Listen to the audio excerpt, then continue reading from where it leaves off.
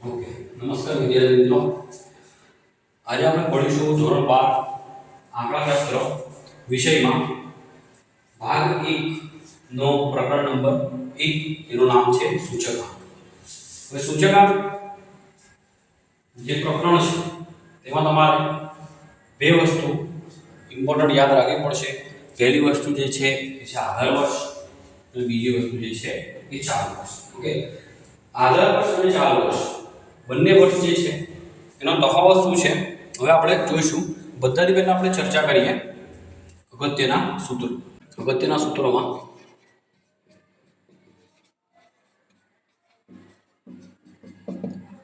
પહેલું સૂત્ર આવશે સૂચક આંક આઈ.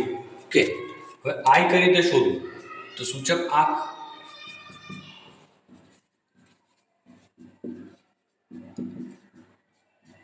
આઈ એનું સૂત્ર છે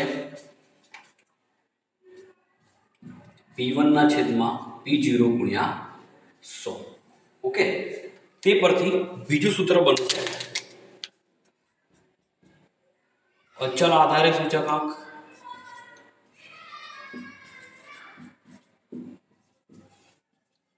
સૂચકાંક અચલ આધારે સૂચકાંક સૂત્ર આ જ છે, બટ તેમાં બદલાશે શું? ધ્યાન આપો. તો આઈ બરાબર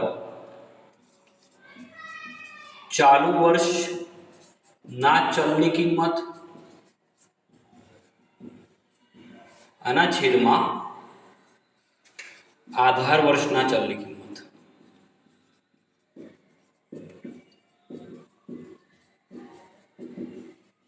ઓકે, ગુણ્યા 100. બીજું સૂત્ર છે પરંપરિત આધારે સૂચકાંક. પરંપરિત આધારે સૂચકાંક જેનું સૂત્ર છે આઈ બરાબર ચાલુ વર્ષ ના ચલની કિંમત છેદમાં અગાઉના વર્ષના ચલની કિંમત ગુણ્યા 100. બંનેમાં તફાવત એટલો છે કે અહીંયા ચાલુ વર્ષના ચલની કિંમતના છેદમાં આધાર વર્ષના ચલની કિંમત, જ્યારે પરંપરિત આધારે સૂચકાંકમાં શું થશે? ચાલુ વર્ષના ચલની કિંમત છેદમાં અગાઉના વર્ષની ચલની કિંમત. ઓકે, હવે આપણે જોઈશું આધાર પરિવર્તનો. આધાર પરિવર્તનો એટલે કે પરંપરિત સૂચકાંકમાંથી આધાર વર્ષના સૂચકાંક અચલ આધારે સૂચકાંકમાં કઈ રીતે ફેરવવું, અને જો અચલ આધારે સૂચકાંક આપ્યો હોય આપણને તો તેમાંથી પરંપરિત આધારે કઈ રીતે ફેરવવું. તો હવે ધ્યાન આપજો.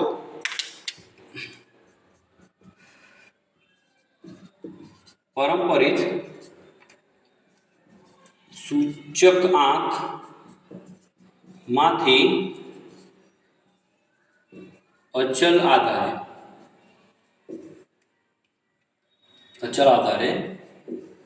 સૂચકાંકમાં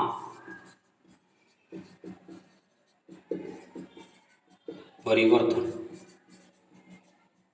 સૂત્ર સિમ્પલ છે, ધ્યાન આપજો. અચલ આધારે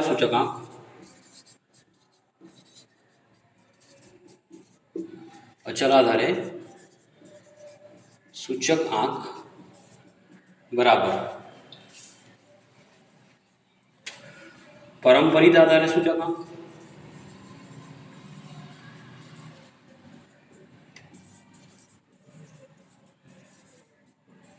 ઓકે ગુણ્યા અગાઉના વર્ષનો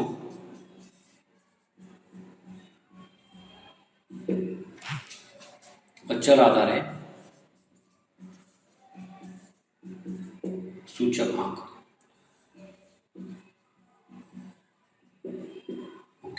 છેદમાં 100. ઓકે, હવે દાખલામાં આપણને જો અચલ આધારે સૂચકાંક આપ્યો હોય અને તેના પરથી પરંપરિત આધારે સૂચકાંક જોવાનું કે તો ત્યારે શું કરવું? તો ધ્યાન આપજો, અહીંયા લખી દઉં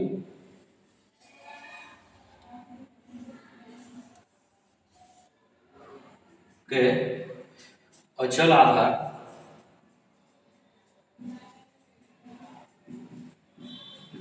માંથી પરંપરિત આધારે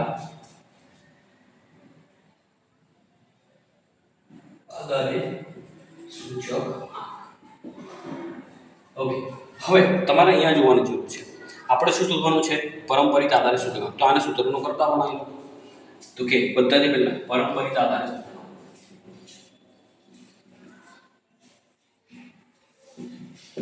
સૂચકાંક ઇઝ ઇક્વલ્સ ટુ, હવે ગુણાકારમાં જે હોય તમને ખબર છે કે ક્યાં આવે? ભાગાકારમાં. લખી દો અહીંયા ભાગાકારમાં શું છે? અગાઉના વર્ષનું સૂચકાંકને આઈ લખું છું. ઓકે, અને જે સૂત્રનો કરતા છે તે ગુણાકારમાં આવે. અગાઉના વર્ષનો સૂચકાંક છેદમાં અને અચલ આધારે સૂચકાંક. અગાઉના વર્ષનો પાછો અચલ આધારે, અગાઉના વર્ષનો અચલ આધારે સૂચકાંક આઈ અને એની ઉપર ગુણાકારમાં ચાલુ વર્ષનો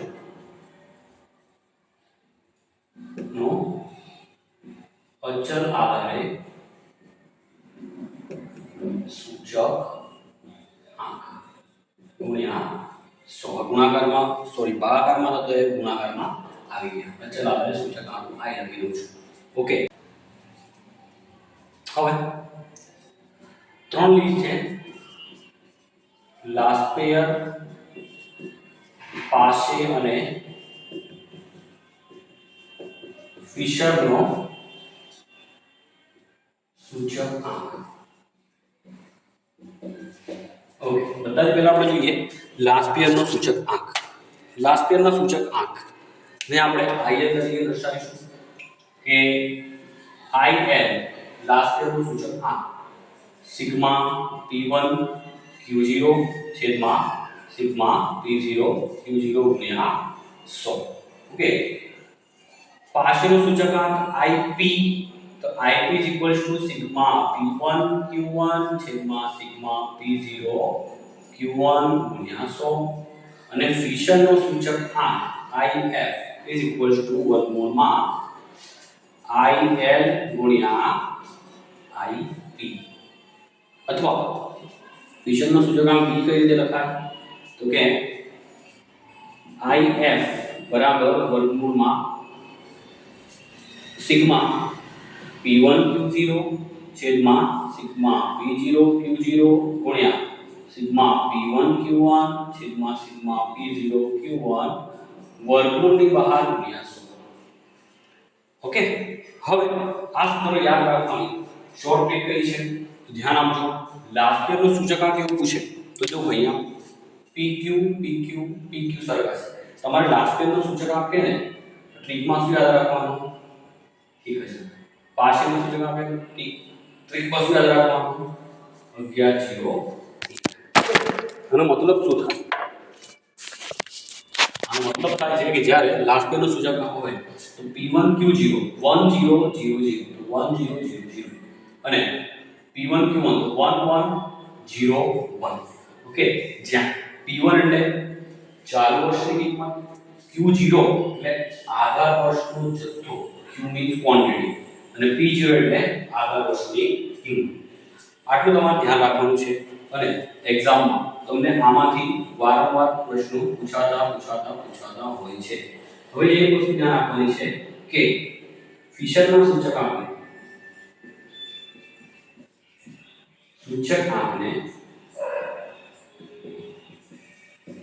આદર્શ સૂચકાંક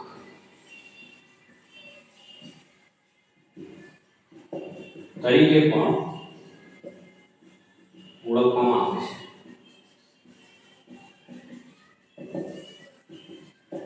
ઓકે, ફિશરના સૂચકાંકને આદર્શ સૂચકાંક તરીકે પણ ઓળખવામાં આવે છે. ઓકે, હવે આગળ જીવન નિર્વાહ ખર્ચનો સૂચક આંક. જીવન નિર્વાહ ખર્ચનો સૂચક આંક શોધવા માટેની બે રીતો છે. જેમાં પહેલી રીત છે કુલ ખર્ચની રીત.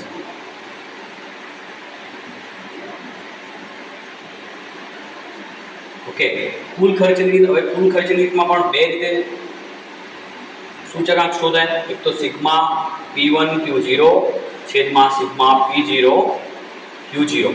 ઓકે, અને બીજું જે છે એ શોધાય I is equals to sigma P1 Q1 છેદમાં સિગ્મા P0 Q1.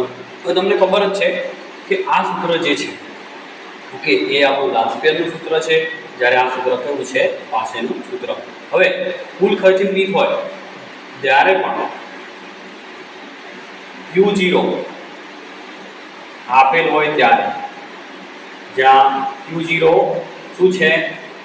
તો આધાર વર્ષનો જથ્થો. દાખલામાં જ્યારે આપણને આધાર વર્ષનો જથ્થો આપેલો હોય ત્યારે આપણે આ સૂત્ર લાસ્પેરનું યુઝ કરી શકીએ છીએ. અને જ્યારે દાખલામાં Q1 એટલે ચાલુ વર્ષનો જથ્થો આપ્યો હોય ત્યારે આપણે પાસેનું સૂત્ર યુઝ કરી શકીએ છીએ. ઓકે, અહીંયા લખી દેવું કે આ સૂત્ર લાસ્પેર નું સૂત્ર છે. ઓકે, અને આ સૂત્ર પાસેનું સૂત્ર છે. ઓકે, બીજી રીત છે કૌટુંબિક બજેટની રીત અથવા તો અંદાજપત્રની રીત.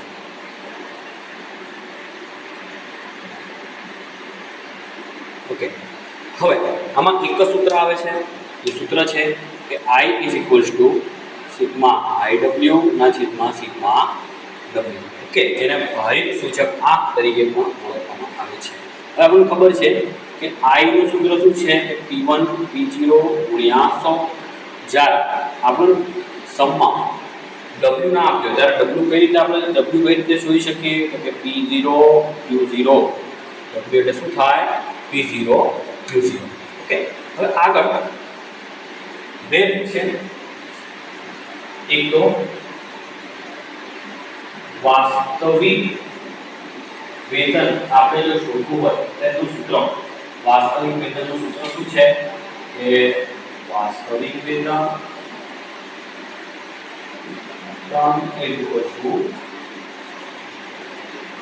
વેતનના છેદમાં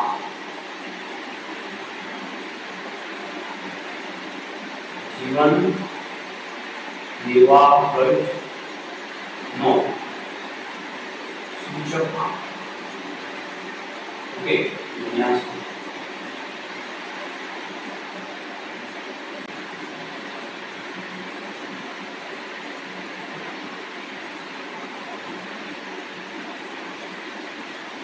ખરીદ શક્તિનું સૂત્ર છે. ખરીદ શક્તિ is equal to 1 ના છેદમાં જીવન નિર્વાહ ખર્ચનો સૂચકાંક I ગુણ્યા 100. ઓકે, અને લાસ્ટ એક સૂત્ર છે ફુગાવાનો દર. ફુગાવાનો દર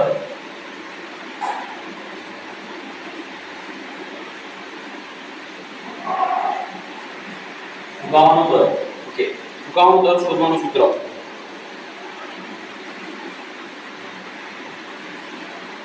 ચાલુ વર્ષનો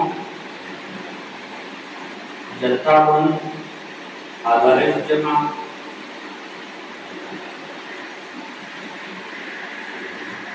ગુણ્યા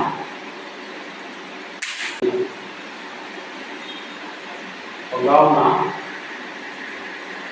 વર્ષનો જથ્થાબંધ